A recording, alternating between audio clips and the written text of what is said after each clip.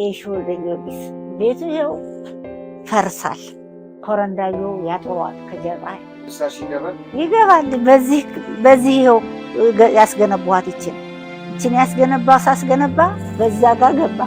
አሁን ደግሞ ያን ስንትን ስል እንደገና በዚህ ገባ።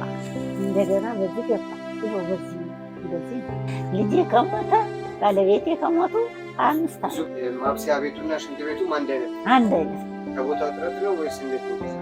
አዎ ከቦታ ጥረት። የት ነው የሚተኙት? ይኸው እዚህ ነው የምተኛው። ማታ ሽታ ይረብሾታል? አዎ ልጆቹማ ረበሸን ነው፣ ሁልጊዜ ረበሸን ነው። ግራ ገባኝ።